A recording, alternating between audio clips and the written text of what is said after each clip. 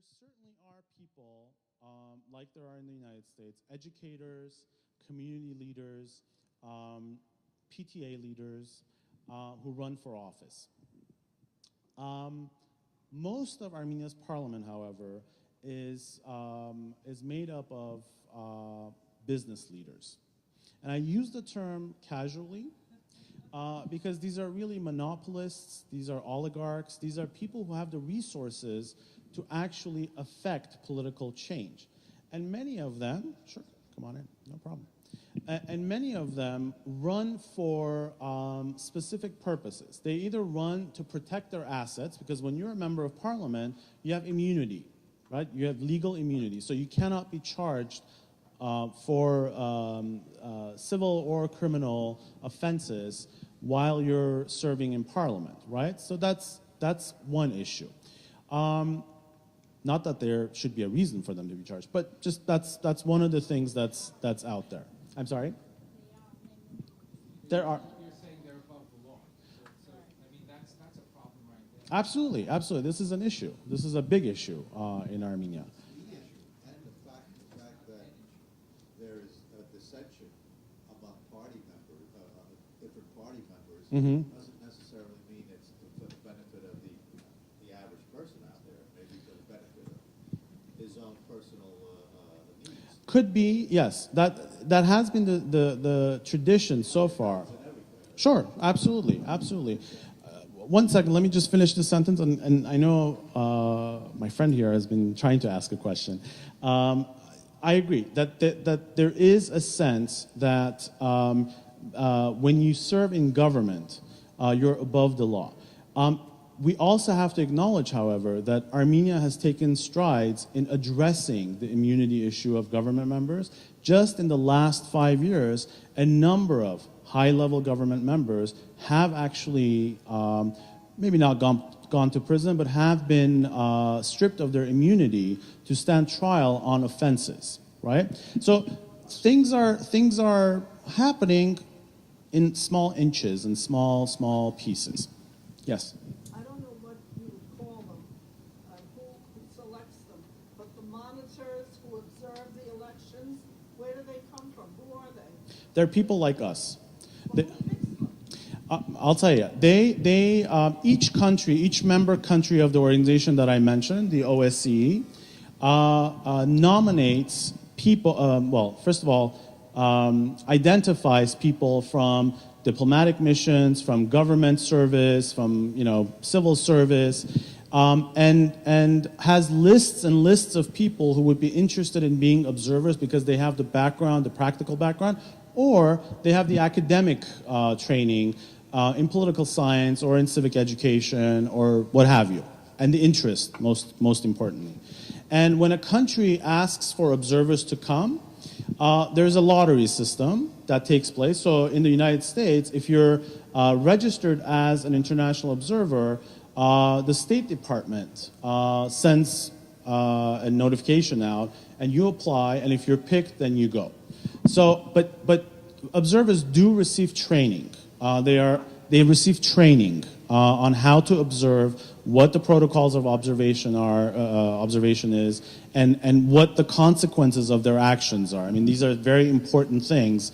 And imagine, if you're not very familiar with a country, you walk into Armenia and you're there for 3 days or a week, you really have to take in a lot of information, a lot of nuanced information to be able to walk into a polling location and understand what is happening in that polling location. So it's a very good question.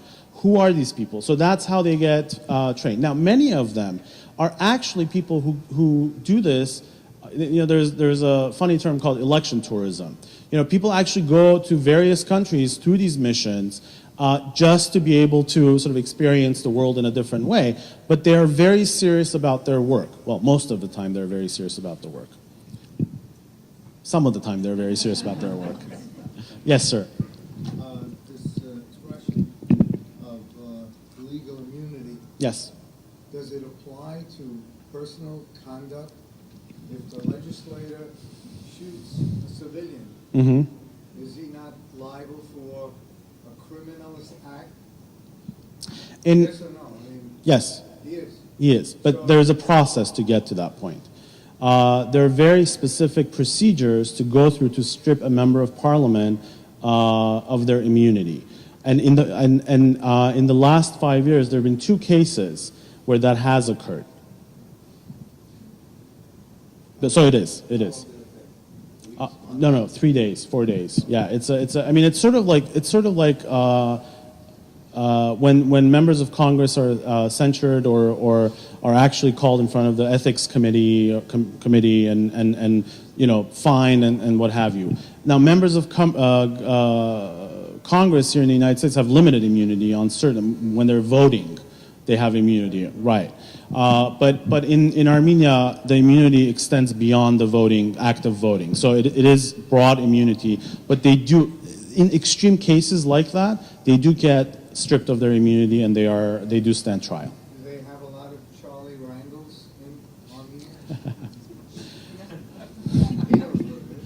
I'm on camera, I cannot say that.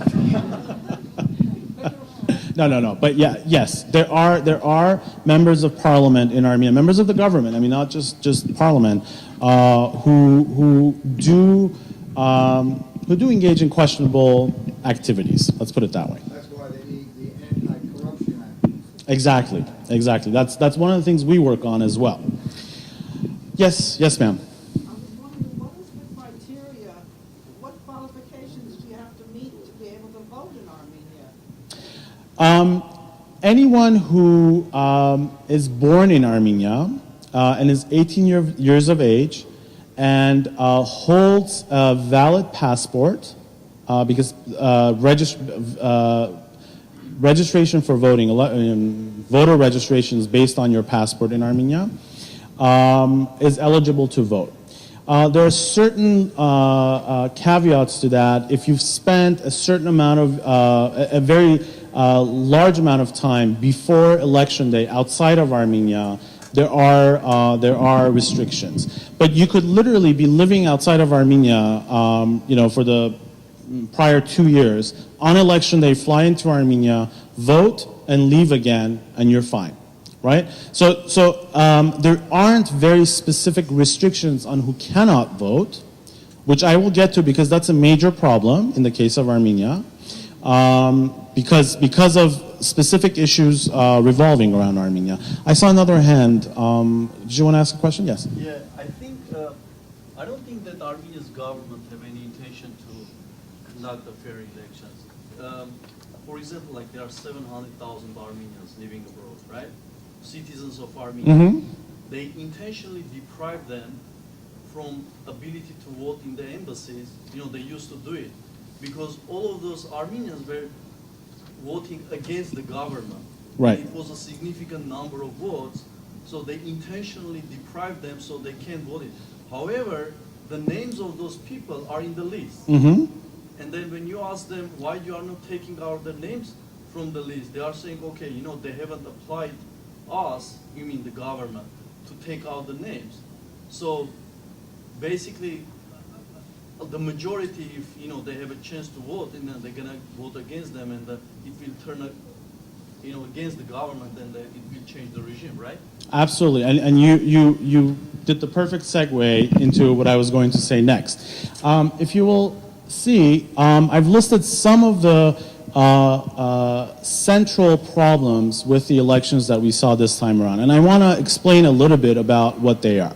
Voter lists. That's one of the first things that any election process hinges on. What are the problems with voter lists in Armenia? One of them was what our friend over there said. There are an estimated 70,000, depending on who you talk to, 70,000 all the way to 300,000 potential inaccurate names on voter lists. If you will remember Mayor Daley in Chicago, vote early and vote often, that